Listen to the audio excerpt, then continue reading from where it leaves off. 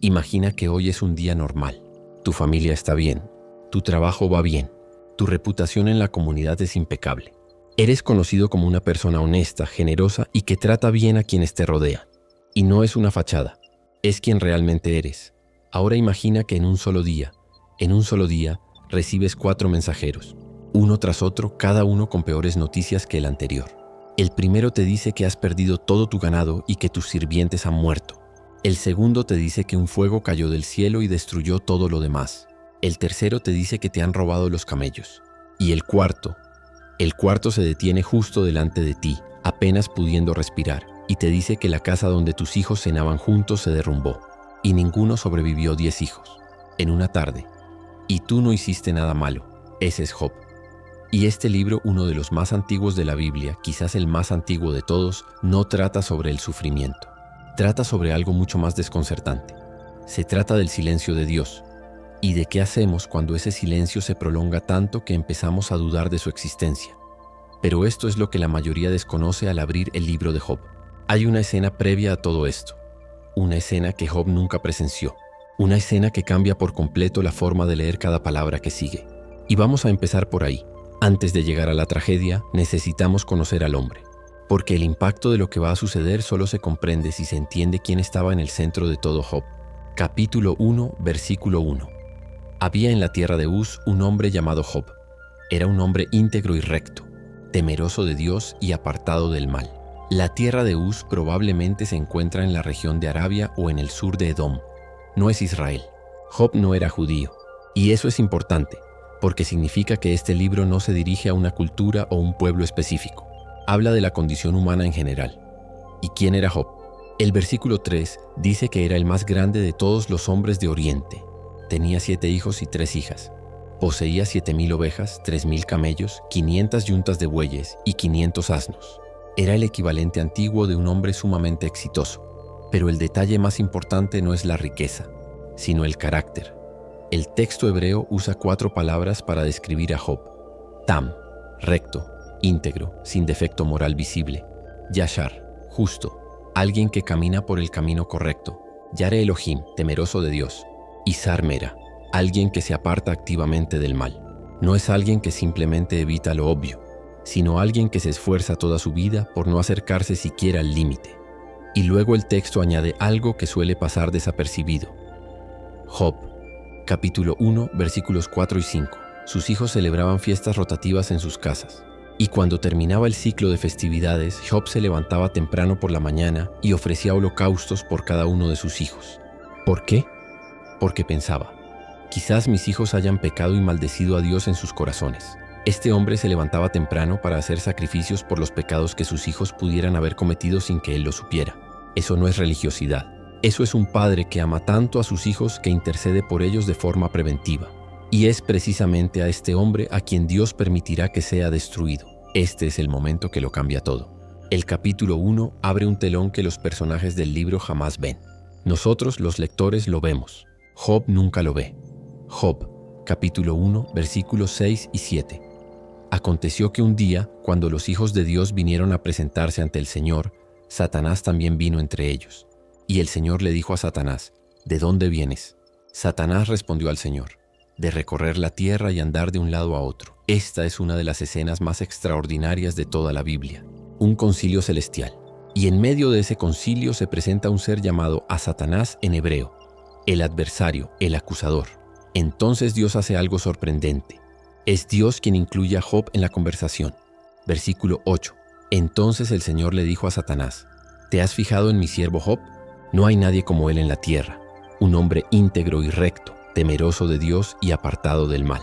Dios presenta a Job como su mejor ejemplo, y el adversario tiene una respuesta inmediata. Versículos 9 y 10. ¿Acaso teme Job a Dios sin motivo? ¿No lo has protegido a él, a su familia y a todo lo que posee? Has bendecido la obra de sus manos, y sus posesiones han aumentado en la tierra. La acusación es precisa y devastadora. Job solo sirve a Dios porque Dios lo protege. Si se le quita esa protección, se verá quién es realmente. Es una apuesta.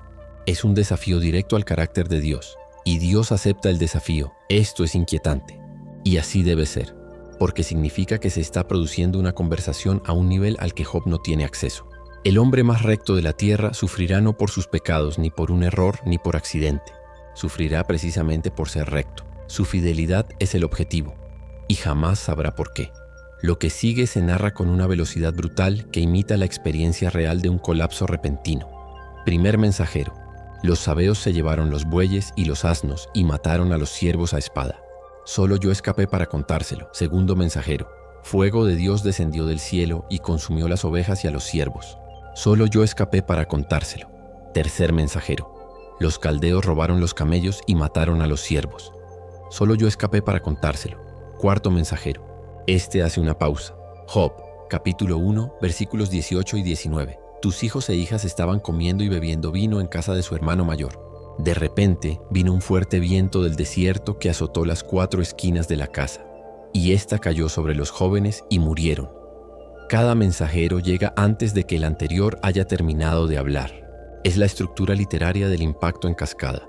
Y la respuesta de Job en los versículos 20 al 22 es una de las más impresionantes de la literatura antigua. Job se levantó, rasgó su túnica, se rapó la cabeza, cayó al suelo y adoró, y dijo: desnudo salí del vientre de mi madre, y desnudo volveré allá. El Señor dio y el Señor quitó. Bendito sea el nombre del Señor. El texto añade en el versículo 22, en todo esto Job no pecó, ni acusó a Dios de injusticia, pero el adversario no se rinde. En el capítulo 2 regresa al consejo celestial. La situación se complica, piel por piel. Sí, todo lo que un hombre tiene lo dará por su vida, pero extiende ahora tu mano y toca sus huesos y su carne, y verás cómo te maldice en tu cara. Y Dios permite una segunda ronda, esta vez el propio cuerpo de Job. Capítulo 2, versículo 7.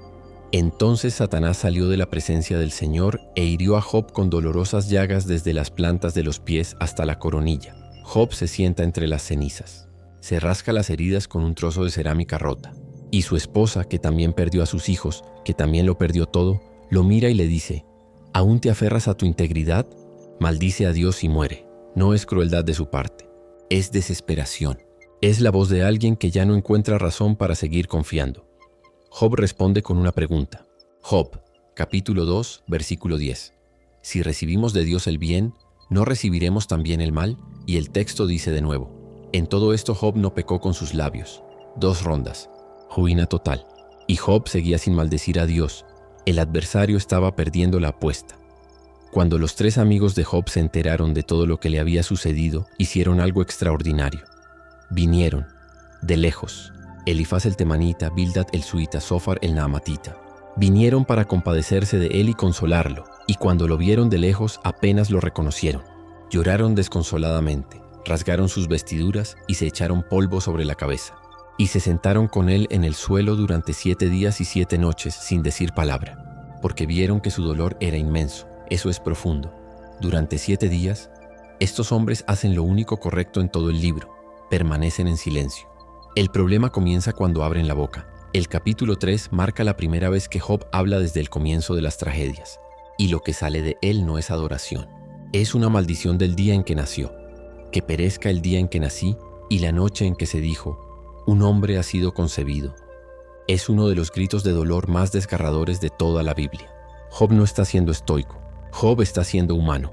Y aquí es donde los amigos cometen el error que les costará caro al final del libro. Elifaz es el primero en hablar.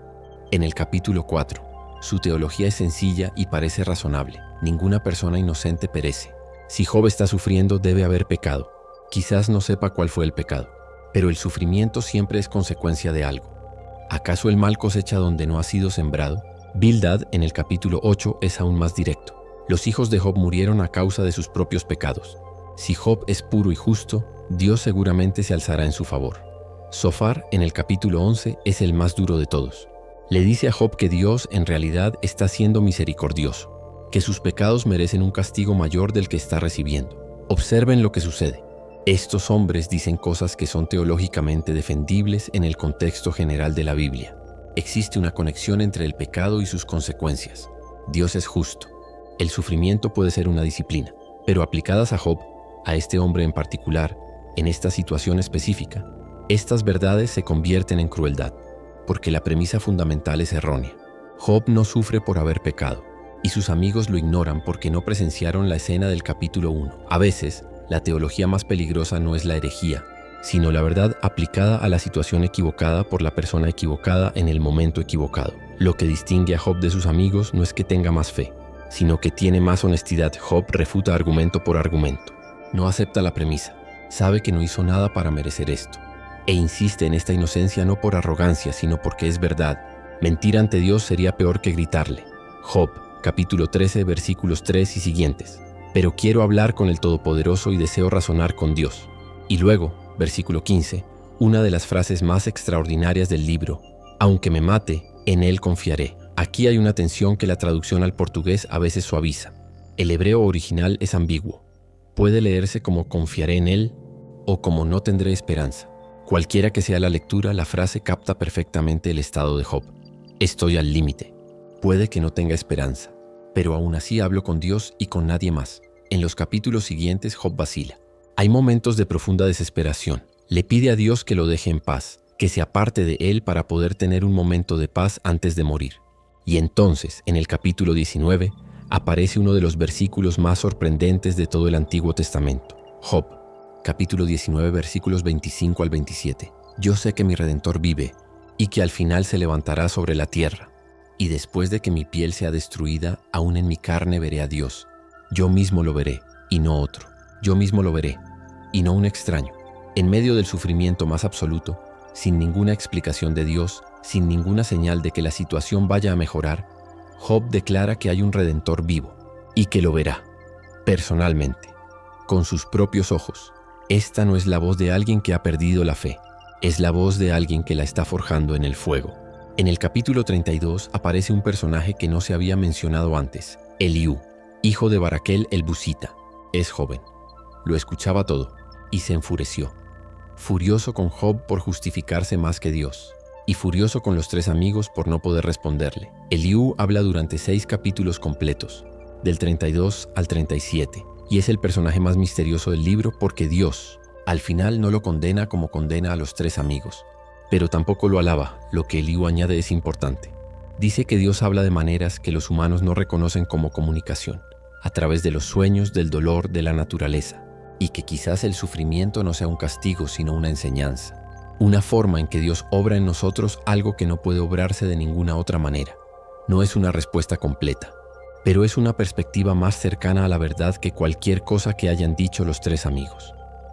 Y después del discurso de Eliú, algo cambia en la atmósfera del libro. Job, capítulo 38, versículo 1. Entonces el Señor respondió a Job desde el torbellino.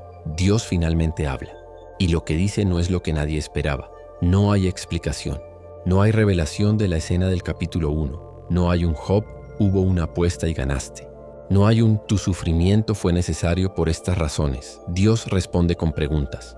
77 preguntas a lo largo de 4 capítulos del 38 al 41. ¿Dónde estabas cuando puse los cimientos de la tierra? ¿Quién cerró las puertas del mar cuando se derramó del vientre? ¿Has estado alguna vez en los manantiales del mar? ¿O has caminado por las profundidades del abismo? ¿Puedes derribar las Pléyades o desatar las ataduras de Orión? ¿Conoces las leyes del cielo? ¿Puedes establecer su dominio sobre la tierra? Pregunta tras pregunta sobre la creación, sobre el comportamiento de los animales salvajes, sobre los fundamentos del universo, sobre fuerzas que Job jamás vio ni podrá controlar. A primera vista, podría parecer que Dios está aplastando a Job con su grandeza, diciéndole: eres pequeño, no entiendes nada, cállate. Pero hay algo mucho más profundo en juego. Dios no está humillando a Job, sino expandiéndolo. Le está mostrando un universo de tal complejidad y belleza que la pregunta ¿por qué sufro? Adquiere un nuevo significado, no porque la pregunta sea inválida, sino porque el Dios que permite el sufrimiento es el mismo Dios que concibió las Pléyades, que enseña al halcón a volar, que creó al hipopótamo y al cocodrilo, y que conoce el nombre de cada estrella. La grandeza de Dios no justifica el sufrimiento, sino que garantiza que el sufrimiento no escapa a su conocimiento. El pivote. La presencia es la respuesta y entonces sucede algo que quizás sea el momento más sorprendente de todo el libro. Job, capítulo 40, versículos 3 al 5. Tras las primeras preguntas de Dios, Job responde: mira, soy vil. ¿Qué te responderé? Me tapo la boca con la mano. Una vez hablé y no responderé. 2 veces, pero no continuaré. Y tras el segundo discurso de Dios, Job, capítulo 42, versículos 1 al 6. Entonces Job respondió al Señor y dijo: sé que puedes hacer todas las cosas, y que ningún propósito tuyo puede ser frustrado. ¿Quién es este que oscurece el consejo con palabras sin conocimiento? Por eso hablé de lo que no entendía, cosas demasiado maravillosas para mí que no conocía. De oídas te había conocido, pero ahora mis ojos te ven. Por eso me aborrezco a mí mismo y me arrepiento en polvo y ceniza. Fíjense en lo que dice Job. Él no dice: ahora entiendo por qué. Dice: antes solo había oído hablar de ti. Ahora te he visto. La respuesta de Dios no fue una explicación, fue una presencia. Y esa presencia fue suficiente. Job no recibió las respuestas que pedía. Recibió algo que consideró mejor: el encuentro con Dios mismo. Y salió de ese encuentro no con sus dudas resueltas, sino conociendo a Dios de una manera que ningún sufrimiento había podido darle antes. Y entonces llega el juicio. Y es completamente inesperado. Job, capítulo 42, versículo 7. Y sucedió que, después de que el Señor hubo hablado estas palabras a Job, el Señor dijo a Elifaz el temanita: mi ira se ha encendido contra ti y contra tus dos amigos, porque no habéis hablado como es justo para mí, como lo ha hecho mi siervo Job. Los tres amigos, con toda su teología ordenada, sus citas correctas y sus argumentos sobre la justicia divina, dijeron cosas erróneas acerca de Dios, y Job, quien clamó, quien cuestionó, quien pidió a Dios que se le apareciera para poder discutir con él, dijo lo que era justo. ¿Cómo es posible? Porque sus amigos hablaban de Dios de una manera que lo hacía predecible, controlable, mecánico. Un Dios que siempre funciona como un sistema de recompensa y castigo. Un Dios que se puede explicar completamente con argumentos teológicos. Un Dios que encaja en sus categorías. Y Job, al insistir en su inocencia, al negarse a mentir para que Dios pareciera más justo según los criterios de sus amigos, en realidad estaba defendiendo la complejidad y la libertad de Dios. Estaba diciendo: este Dios que estoy experimentando no encaja en sus esquemas, y me niego a simplificarlo para complacerlos. La brutal honestidad de Job estaba más cerca de Dios que la teología pulcra de sus amigos. El libro termina con la restauración. Dios restaura el doble de lo que Job tenía: más hijos, más riquezas, una larga vida. Pero aquí está el detalle que la mayoría ignora: Dios no deshace el sufrimiento. Los primeros hijos no regresan. Las cicatrices no desaparecen. La restauración no es un borrador que borra lo sucedido. Es la confirmación de que Dios estuvo presente durante todo el proceso, que la apuesta del adversario fracasó, que un hombre puede sufrir la pérdida de todo y aún así no renunciar a su integridad. Y hay un último detalle que resulta casi imposible de leer sin detenerse. Job, capítulo 42, versículo 11. Cuando toda la familia y los conocidos vienen a comer con Job para consolarlo, cada uno le da una moneda y un anillo de oro. Y el texto dice que lo hacen por todo el mal que el Señor le había traído. El texto no dice por el mal que Satanás trajo, dice por el mal que el Señor trajo. Porque en la teología bíblica, la soberanía de Dios no es anulada por el adversario. Dios no perdió el control en ningún momento del libro. Lo permitió. Y este permiso formaba parte de algo que Job no podía ver, pero que nosotros, los lectores, vimos desde el capítulo 1 en adelante. Hay tres cosas que este libro te dice cuando estás en medio de tu propio capítulo 1. La primera es esta: tu sufrimiento puede no ser consecuencia de nada que hayas hecho. La idea de que todo dolor es castigo es una de las mentiras más crueles que se le pueden decir a alguien que sufre. Los amigos de Job lo dijeron. Dios se enfureció con ellos. El sufrimiento tiene causas múltiples, complejas y a veces invisibles. No seas el Elifaz de alguien que está pasando por el peor día de su vida. La segunda es esta: Dios puede guardar silencio sin estar ausente. Los 38 capítulos entre el sufrimiento de Job y la respuesta de Dios son los más largos del libro. Y Dios no dice ni una palabra durante todo ese tiempo. Pero la escena del capítulo 1 nos mostró algo que Job nunca vio, que Job nunca se apartó de la mirada de Dios, jamás. El silencio de Dios no es abandono. Puede ser la forma más intensa de atención que existe, y la tercera es la más difícil. La respuesta de Dios puede no ser la explicación que pediste, puede ser su presencia. Y hay personas que han recibido esa presencia en medio de la mayor pérdida de sus vidas y han dicho, como Job, que fue suficiente. No porque el dolor desapareciera, sino porque encontraron a alguien más grande que el dolor en medio del dolor. Job comenzó el libro conociendo a Dios. Terminó conociéndolo. Y la diferencia entre ambos le costó todo, pero se quedó con algo que sus amigos, con toda su teología intacta y sus vidas cómodas, nunca tuvieron: un encuentro real. Si este video te abrió algo, Si estás leyendo tu propio libro de Job ahora mismo, compártelo con alguien que necesite escuchar que Dios no te ha olvidado. Suscríbete para que podamos seguir caminando juntos por lo que la Biblia realmente dice. Y si quieres dejar un comentario sobre dónde estás ahora, estaremos ahí. Que Dios te bendiga.